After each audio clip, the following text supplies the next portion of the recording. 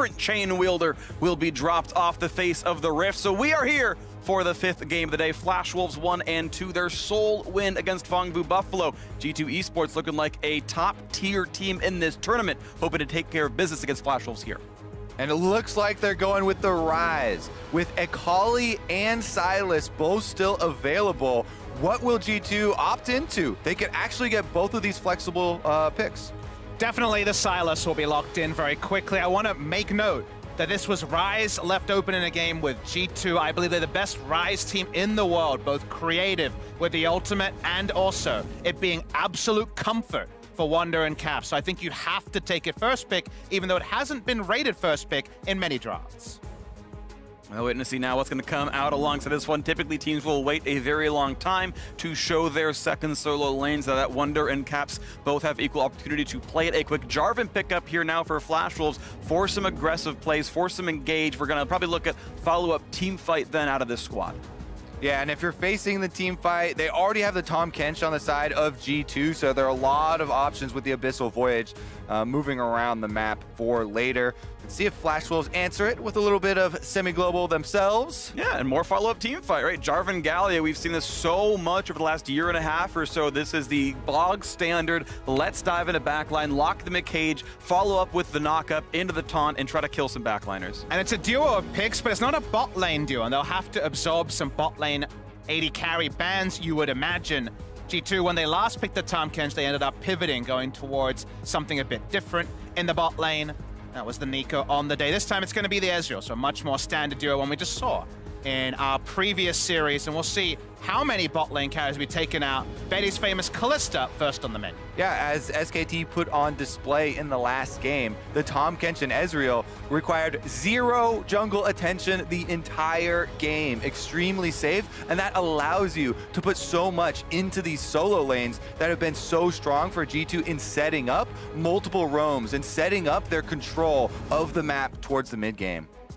Well, a couple of junglers who might be taking up some of that help and getting the solo laners ahead, taken off the table here. Olaf dropped off. We know that there's still one more top or mid to grab for Flash Wolves, one more for G2 as well, and Flash Wolves can finally answer a little bit when that finally comes through as you see a couple of marksman bans, of course, Kai'Sa and Kalista off the table. Now waiting what the final Flash Wolves ban will be. What G2 will pick up afterwards is Karthus dropped off as a Jankos pick. And with that comment you made about the Ezreal Tahm Kench not needing resources, Flash Wolves intuited, okay, maybe the Karthus will just farm rather than just going for a topside jungler.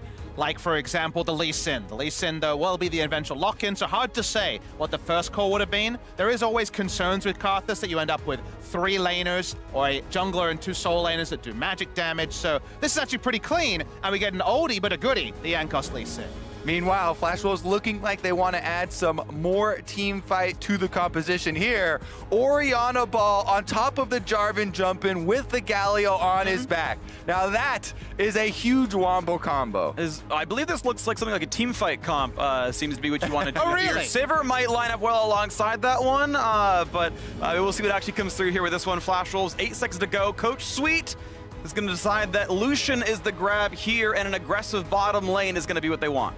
They want something that in the 2v2, you catch the right person, maybe you can force a kill. Sivir would have been purely on the farming side. Yeah. Now the answer is, with a lot of options here, because you could lane the Silas in either mid or top, given that you have full information, with the matchups there can definitely grin and bear through the Orianna trade damage in the mid. The Nico, which we know is oh so flexible on the G2 side, will be the final lock-in. All right, I'm still not sure exactly, based on the matchup, of course, what they think is better, but Nico and Silas going to be the 2 solo laners here. Ezreal, I think, 99.9% is going to be what Perkz plays here on this one, and we'll see who they want to fight up against better. Ryze top, Orianna mid, and looks like it's Nico to battle the Ryze and Silas to battle Orianna. It's a matchup I've watched a couple of times in the LCK. It's one where, just like a Gnar, you want to try to take down the Ryze. I think you have to go aggressive on Ryze to make this matchup work, because we're expecting on-hit build coming in from water. You can go AP to try to push, but on hit is the one that really kind of sticks the landing over the course of the early to mid-game transition. So very interested to see once we hit the game, the rune choice coming through from Hana. And that 2v2 on the top side can definitely go the way of the Jarvan and Ryze. Rune Prison into Jarvan knockup could turn that entire game plan right back around on them. So tracking the enemy junglers is going to be of the utmost importance in this game. And as long as you land the Rune Prison, even if she does turn invisible, the knockup's still going to come in afterwards. It's all skill shots anyway. Almost certainly will die as a result. So this could be very spicy. We might see that top lane pressure like we just saw in the previous game. Flash Wolves on the back foot here, yet they have never, ever missed the top 4 at MSI across all the years they have gone. This would be the first they missed, looking to pick up a win against G2, who has been impressive so far, has been a great pride of Europe here at this tournament, and Mickey X seems to be able to keep playing with the roster. Let's see him get in the game.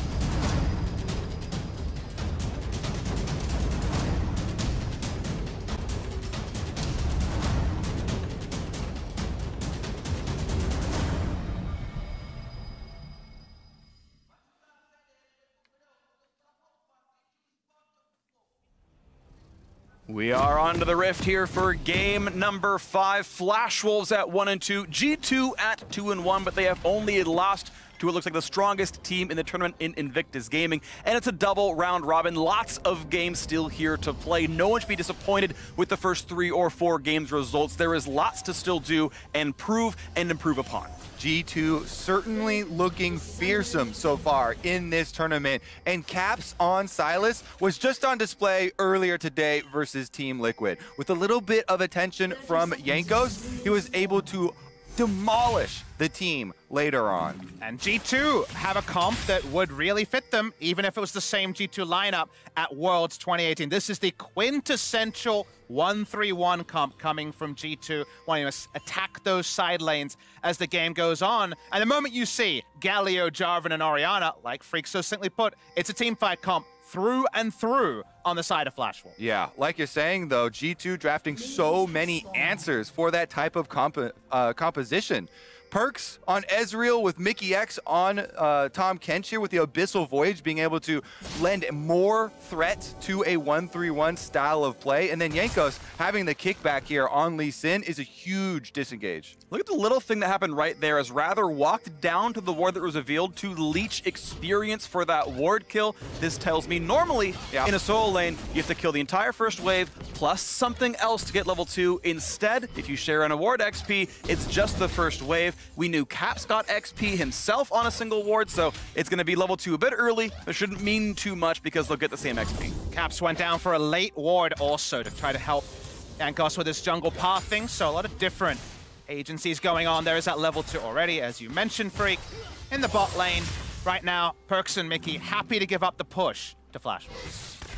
Just getting some farm under the turret as Perks stacks up his mana flow band, and we wait to see what else comes in here. I have to say I'm pleasantly surprised by just how well Mickey X and Perks are playing. They've gotten 2 or 3 duo kills in lane just across this tournament. They have been actually dominant as a duo, I would say, overall, and we knew they were good, but to actually step up so well has been impressive. All right, we said we were going to track these junglers early on, and Boogie on the Jarvan has gone red buff straight to top side. If you get that Rune Prison knock-up! Rune Prison and a knock-up, and the clone goes the other direction. Not a way out for Wander, and an early first blood at 2 minutes and 30 for Boogie. Exactly. That was spot on the ward there, Kobe. That was the big moment. The deep ward put down by Caps at level 1 didn't spot him, but now Jankos is lying in wait. Has more mana, can do some damage right here. Boogie gonna try to flag and drag over the wall, followed up by the Q, and Caps might come in for a little bit more as well. Look at that health bar, slowly flags in, gets the Kingslayer and the shield and gets right back out. What a great trade kill. Yeah, that's also red buff now on Caps for Sylas, also going to help him heal back up when he backs away. This is so big for G2. They took a very, very terrible opening to the game in their Nico getting destroyed here. As we talked about in Champion Select, as long as you have the point-and-click Rune Prison, it makes Jarvan's job so easy. You guarantee that combo. They get the early kill. The minion wave still pushing in his favor, but Jankos doesn't let it sit at that. Lies in wait at the Scuttle Crab. He sets up the kill for Caps. And once again, this is Caps Sylas with early money. And what I want the viewers to appreciate is not just the early money being centered onto the oh-so-scary Sylas from Caps. Think about what was gained in those ganks. A kill topside, first blood gold, but no flash is used by Wonder, but then the red buff coming in, the good back timing coming in for the Sylas as well. The bonus objectives go the way of G2. We can definitely talk up what Flash Wolves got out of it in that early tier for Rise. Hanabi is the guy that they want early money onto, right? To back up your point, Hanabi has been one that has gotten more resources and more of Flash Wolves focus since the changes to this team. So he's the one that they should be focusing on, and Rise can be an answer in that side lane, even if they have to deal with it. But it looks like jungle attention again. They've got a minor root. The Q's going to land plenty of damage here. The root person in the shield, though. Of course, the flash trap, but Wonder has the auto attack, and Jankos finds his second successful gank. Every time we come up with a story here for Flash Wolves, Jankos answers it again. The Lee Sin is on fire, extremely active in the early game and helping out those solos as expected. Usually it's the Midas touch, some is the Midas foot coming through from this Lee Sin. Jankos, everything he's touching is turning to gold. Not quite the first blood king this time, but he is the king of the jungle. Honestly, yeah, that's the more ideal situation. Him setting up the kills for his solo laners and them catching in. We get a nice little freeze frame there of reenactment of Jankos chasing down Jarvan. The moment right before the Doom, flag and dug over the wall onto the Q follow, and we all saw that one play out. So look at this, G2, 800 gold ahead, and I think even fortunate that the kills were given over. 2019 MSI colorized here. Jankos carnivorous jungler. Great minds think alike. I was going right there as well, Kobe. Loving it. Jankos loving his life. He had a really kind of bubbly interview with Shox earlier in the broadcast. He's definitely feeling it, and he can be a confidence player right now, sky high. Once again, 500 gold lead for G2 Esports, and you're seeing the Wit's End being rushed very early. Wonder has the components right now already. It's going to be even harder to be knocked down by this Rise, as he's got the durability to handle most of this one. Tries for the root, not going to get that one just yet.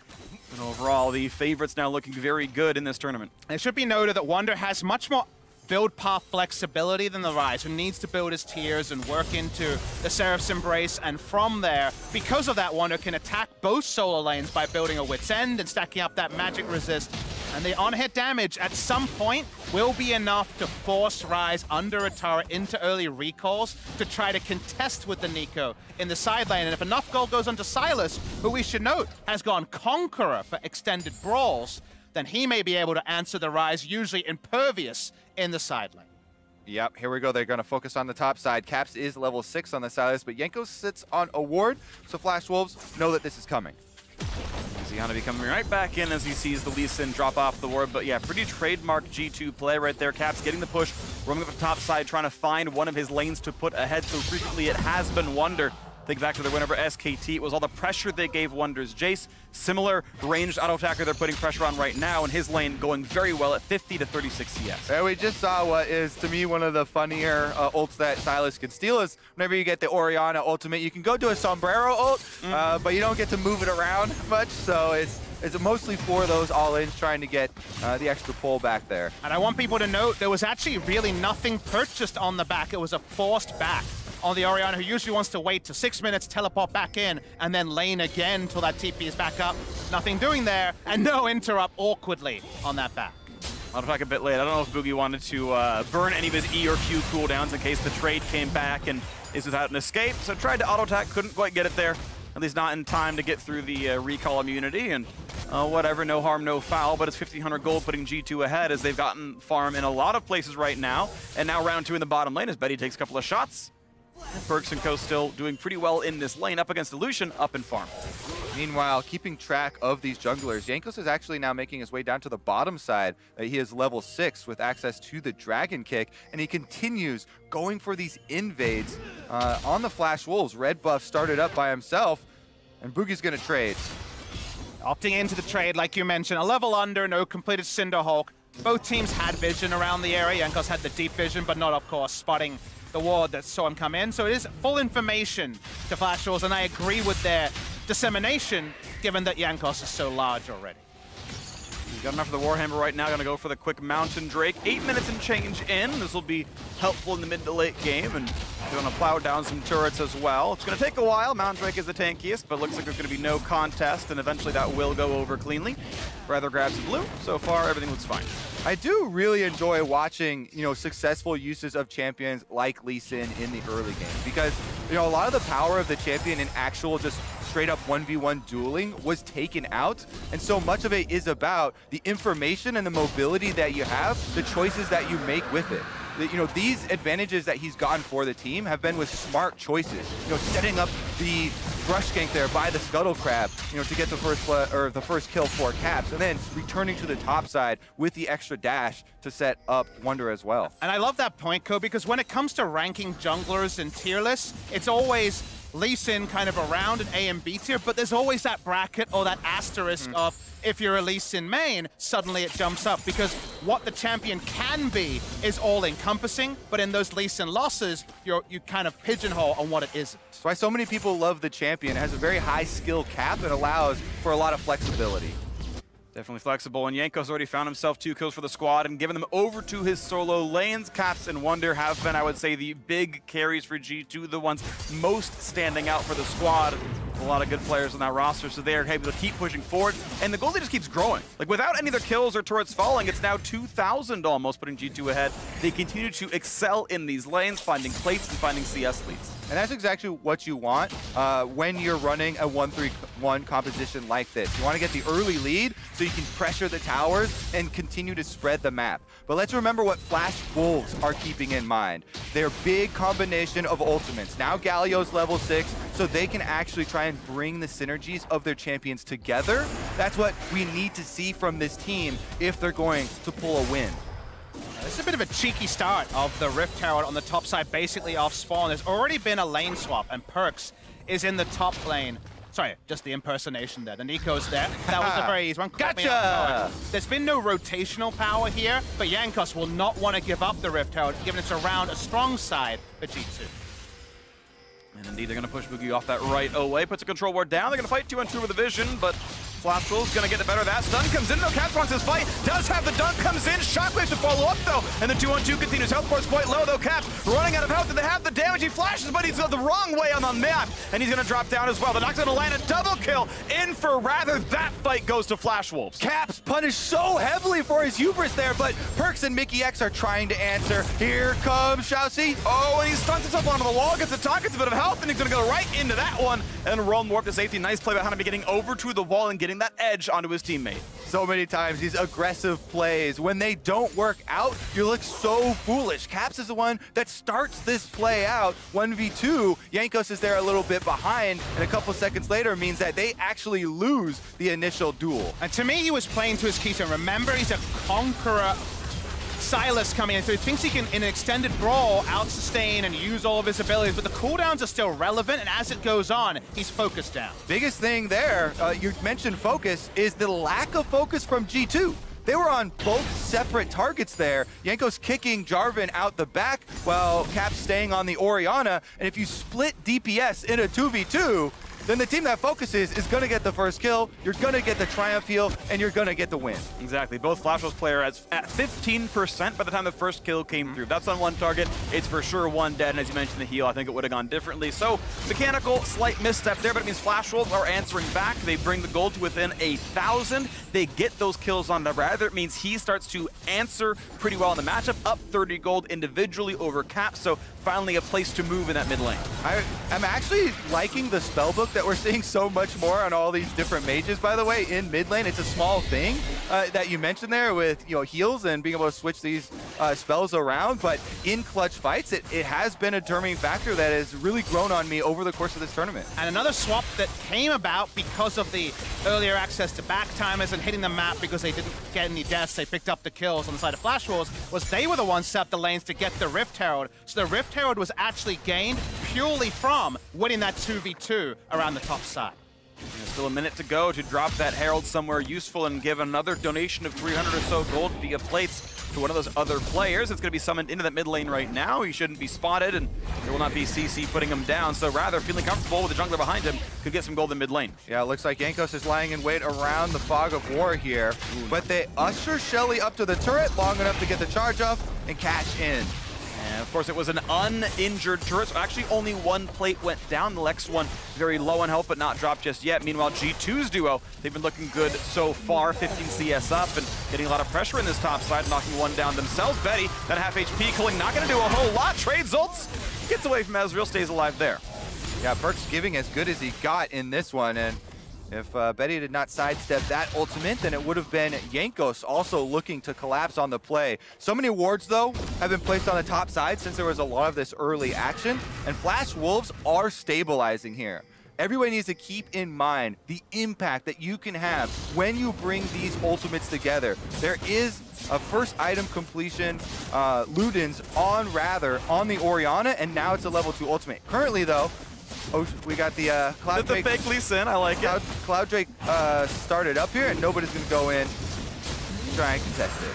Easy smite over the wall he goes, and that's, I would argue, an overall better Drake for League of Legends. And the move speed is especially really useful when you are playing different compositions. The 1-3-1 wants to get the side lane, then back. The 5-on-5 needs to just clear the wave and then rejoin the team, and doing that 9% faster with the extra move speed out of combat. Definitely going to be meaningful here. And so, as the wards get cleared back and forth, we can wait to see when those compositions and their relative sort of power spikes come online. And as we come into 15 minutes, kind of the awesome thing we've been granted watching on in this particular game is we get to see an examination of the point that's been brought up a couple of times about G2 this tournament. Yes, they can explode teams in the early game, but it's their understanding of how to play these 1-3-1 comps there and understanding how to play the mid to late game that set them apart from some of the other teams, especially in Europe, compared to Flash Wolves, whose bread and butter is the team fight. So both teams are playing comps that they know and love. G2, they don't have an immense gold lead to trade upon in this game. Their execution is what we'll be able to judge in kind of a scientific manner. Team fight execution going to be the name of the game here for Flash Wolves, and one of the big stories coming in was the fact that, well, hold on, we have a hot potential fight here. Over the wall they go, and they are going to be looking for the battle, looking for the taunt, and he's going to flash, but only find the one who cleanses out right away. Mickey X, though, still running and not going to get caught out for much more, so great escape there, G2, lose only a cleanse. Yeah, and that is in exchange for a flash, so that's heavily in favor of G2. No flash on the Galio removes a lot of that surprise factor and the big part of their AoE. Meanwhile, down bottom side, the cost is Wonder on the completed Wits End Nico, taking down the turret. And that's going to be music to the ears of G2 fans. Every time they hear Meanwhile at the ranch, they know they're going to be getting advanced around the map. But in the mid lane, stun, Shotgun comes in, but a kick onto the side, has barrier, though, keep himself alive. There's a dunk, flash away by Cat's going to stay alive, and comes Galio, knocking only the minions down, and picks up an ult for the Jarvan himself. They're going to still trade blows back and forth in this mid lane, but everyone healthy on the sides of both halves. Keeping track of those teleports is critical. That was Betty and Hanabi both using theirs, as well as Wonder on the side of G2. So it's only the mid laners that are left. And then taking into account the ultimates of Galio and Tahm Kench. 6 TPs and 2 semi-global ultimates. There's a lot of TPs. It's a long list. You're going to have to do a lot of bookkeeping here, whichever team you're on. And who can be aware and keeping track of that, especially when the teams want different things, going to be important. Jankos trading blows with Boogie, but not going to follow through much longer. Earlier we talked about teamfight execution being important. One of the things for Flash Wolves is they lost so many of their longtime players, and it's now a mixed language team. You've got Rather coming over just recently, still actually on loan, technically a part of Griffin to a certain degree, and Boogie, a Korean player himself who spent 2 splits in Japan, now 2 splits over in the LMS.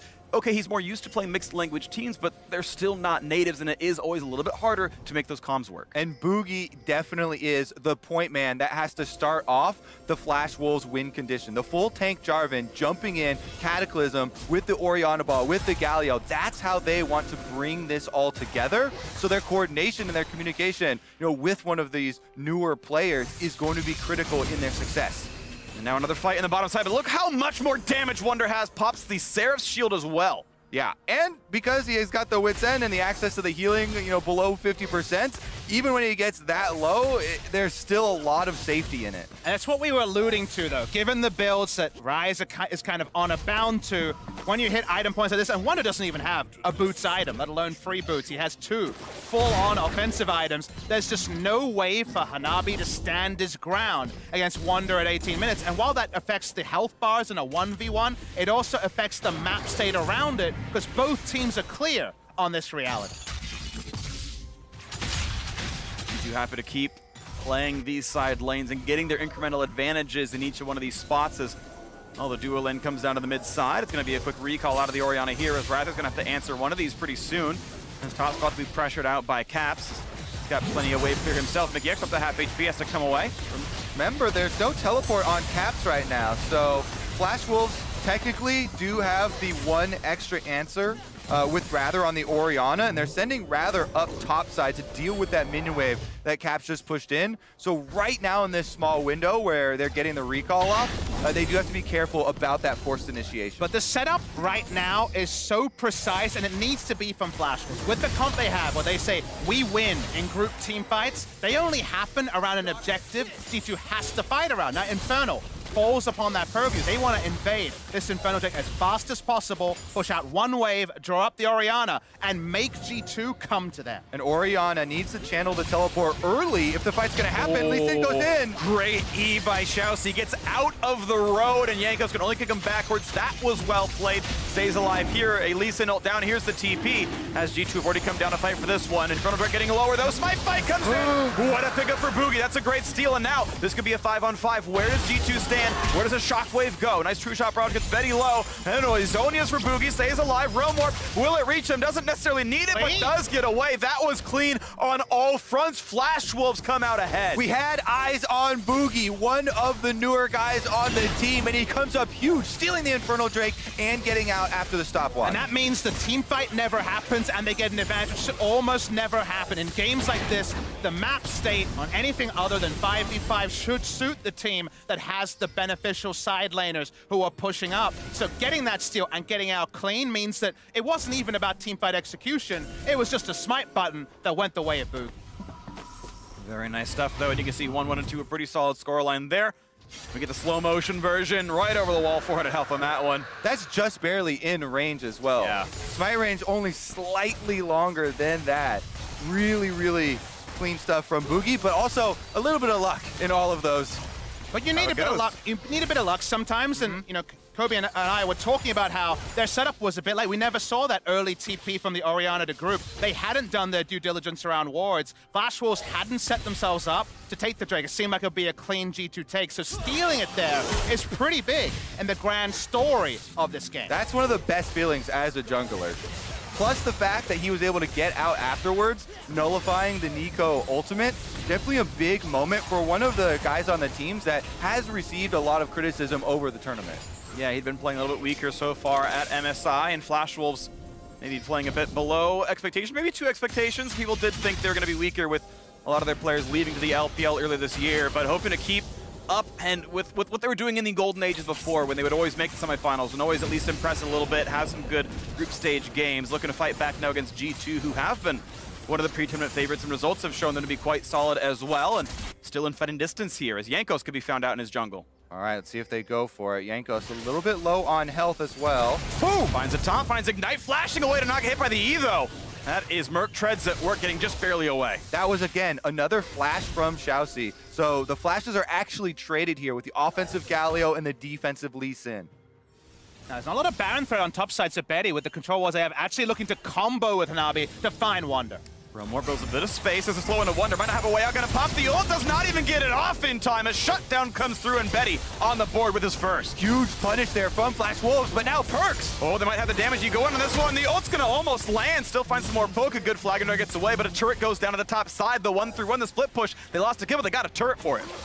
Yep, mid lane as well, gonna continue pushing here. Perks really pumping out the damage on that Ezreal without any kills or assists, has a 300 gold bounty because of the extra CS lead that he has. Whoa! So aggressive, the flash! What a play out of Rather! Buys a bit of time, but still gets picked up now. Gallia finds himself a ton. The burst damage comes through. Shall see on the board. And now the dunk. This is Flash Wolves coming alive. 7 kills to 3. Flash Wolves bite back, and the Baron is available. Only Caps and Wonder, the solo lanes of G2, will have anything to say about it. Does he choose his moment? Looking at Baron, 4 versus 2. This looks very good for Flash Wolves. Smite is up for Boogie. This could be the most important point of this game, fighting back from a 2,000 gold deficit. And the MVPs at G2, Caps and Wonder, must do the work. There's no ultimate for Wonder, so this is going to be hard. I'm going to try the dunk going forward towards Hanabi. Really good damage towards the Rise, staying alive, finds the root, flashing back to the pit. All they do is make Oh no! The smite is early. A kill comes through as well. Make it a second. The solo laners do absolutely everything for G2. Oh my god. Caps is able to get it. I saw 45 health on the Baron. All right, we'll go back to the past. Self-ult Flash was so big here. This is no missed sombrero. This was a badass play in mid lane, and Flash Wolves cleanup was huge. Such a huge outplay there. You know, 4 rather in the mid lane, but then once again at the Baron, that ultimate 43 health left. Caps is able to get it with the AoE, and then look how he survived with sub 3-digit HP. They finish off all of the kills in addition to stealing Baron. The solo laners of G2 just completely rewrite history for the last 5 minutes. That play turning in their favor. And Caps' first reaction to turn to his jungler and say, this is how you do it. He comes out there, picks it up, and remember, it's a tale of 2 steals. The Infernal steal the Flash Wolves got to subvert, not even setting up for a team fight, but the second one for a 1-3-1 comp that wins in the side lanes to also have the Baron. That is usually a game ender. That was actually ridiculous. It was an ultless Nico and Caps able to finish off all the kills, get the Baron for their team, and basically just take away that huge outplay that Rather had on Perks. That was his big moment. Flash Wolves trying to take control of the game, and G2 put a stop to it ever so quickly. It's good that we had Raz and Dash take us through Silas. I don't remember the Baron steal point in their walkthrough, but it was pretty dead. Now he's got a Lucian ult, puts it right back into Betty, says I can also tag you. Doesn't look at the True Shot Barrage either, but push him off the wave for a little bit of time as the cannon keeps plugging away at that one. Top tier 2 already dead. G2 on 6 turret kills, and mid inhibitor already gone as well. Still a minute on this Baron buff, and the bot lane siege going pretty well as Nico is now splitting on the side, and it's a bit of a 1-0-4. We're waiting to knock down yet another turret, and that's going to be number 7. Flash Wolves, by the way, yet to grab an objective. That isn't a Drake here. They haven't pushed any of these turrets. It's been full court press the entire time, and G2 have not let up. Yeah, honestly, that last play just blew the game open in favor of G2. Caps on Silas has been an absolute monster today. And now G2, with the Baron buff, will continue the siege. Mid inhibitor's already dead. Bottom inhibitor turret soon to follow. Seems really likely here. Unless you want to burn Shockwave for some wave crew, they can still put the poke down. They still got the pair of cannons.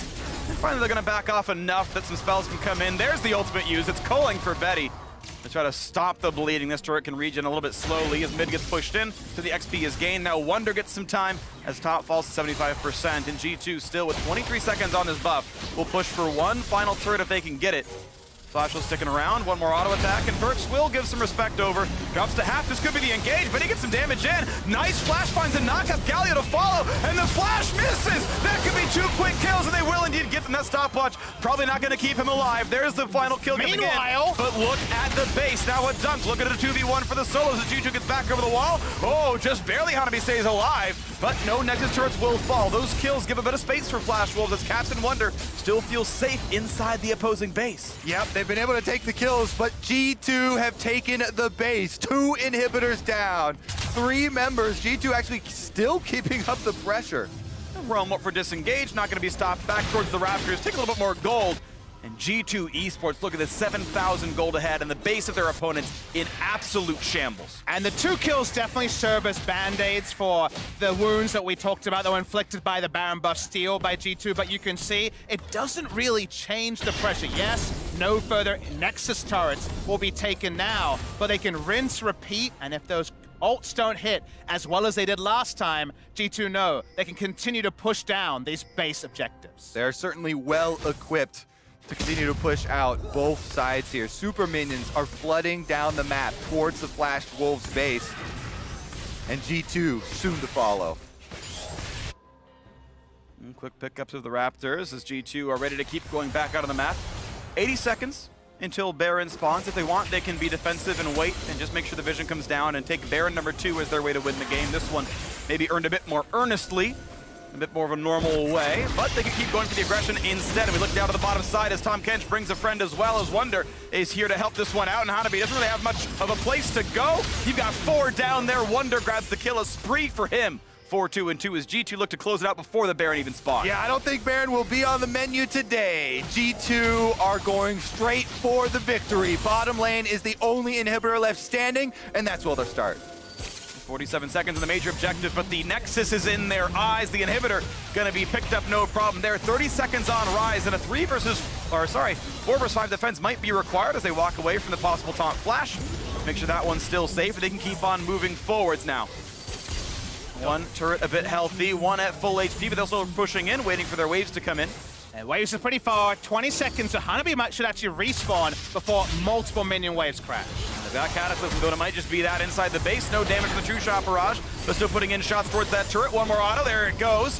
Another one left alive, and now watch out for Wunder. Not taunted, not knocked out either. Redemption buys a bit of space. Caps dives in, but he's gonna be knocked down as well. So 1 kill picked up and a flash away from the Pop Blossom. Keeps the rest of Flash Wolves alive. Looking at a 2nd kill, but nice save by Mickey X. Brings Wunder back out of safety. Here comes Realm Warp, though. Looking for a possible re-engage. Lee Sin's gonna land the Q, but not gonna go in for any much more of this one. 4v5 inside the base. Flash Wolves need to find a way to defend this one and kick back. Getting Orianna out of stopwatch buys a few more seconds, but Yanko's certain to be taunted until he can flash away. Safeguards back to his teammate, and they're gonna stay alive now as well. G2 still navigating the 4v5. Mickey X a bit low, but that shield is not going to get him much of anything. The gray health won't be any HP back in the pool. Still sieging though. 4v5, G2 not going to be stopped. Hanabi at about 3 HP has to walk away from minion aggro, and the Orianna actually drops down to all the poke. Nice damage out on Eco, and the siege continues. G2 will not be pushed off of their opponents. Going for a 30-minute victory right here. Looking at 3-1 on the scoreline as a bit of minor wave clears with all that Flash Wolves can do. Still waiting around that last little bit of effort. Another kill coming in for them. Looking at a couple more points in the KDA as Betty has to kite back in. 1 kill in for the Rise. Look out for the Nexus, but still some damage coming through. And finally, G2 might just be pushed off the base. A shield, a runaway for Lee Sin. Out they go. Flash Wolves will breathe one sigh of relief, but there is only a single building left inside their base. A sigh of relief, a gasp, that's about all you can do. They just about bought enough time to get a full reset. As you get closer and closer to the Nexus, you have to group up, and that's where the teamfight comp can try to use their tools. But you could see how impervious G2 were. They have so much sustain and poke that their health bars were dying before they got in range of G2's 4 men. Yeah, G2 going for the fancy plays at the end, trying to get the extra kills rather than focus on the objectives. And Baron may be back on the menu, Freak, so you may get one more purple buff. Right, all the super minions are going down, and G2 will still have control of the map, so it should be an easy choice for them. This time G2 grabbed their Infernal. No enemy jungler around to steal it away, and this time Baron, no one anywhere near them on the map. Flash rolls the other side of this one. And even Tahm Kench says this one doesn't really matter what happens in. There's the pickup. Yanko doesn't need to burn the spike and save it for later. And this is a huge lead for the squad right now as G2 can push in that final little bit of the base. And your question when you're watching these replays is always, could they have just clicked on the Nexus and ended the game realistically? And that's always something to keep in the back of your mind. Wunder definitely missed a couple of autos onto the Nexus here, but I think overall, there was enough staying power with Hanabi fighting at the bottom side of the screen in order to keep this game going just a little longer. All right, well, the time has come. Baron empowered G2. One inhibitor has respawned for the Flash Wolves. Can they rally around that respawn? Because it won't last very long. It's going to be difficult to wave for this one. The minions nearly impervious to champion damage. Inhibitor knocked down for the 5th time into this, and now one final push. There's the inhibitor engage, flashing into the back line, looking for a kill, and it's going to be the shutdown. 1 for 0 already. Make it a second one, make it a third. G2 just walking over Flash Wolves. You knew it had to happen. They find the ace. The Nexus right in front of them, and G2 3-1. 1 to close out day 2. One to the backline assassin there on the Nico to clean up the Lucian first, and from there the hearts and the backs of Flash Wolves were broken. This one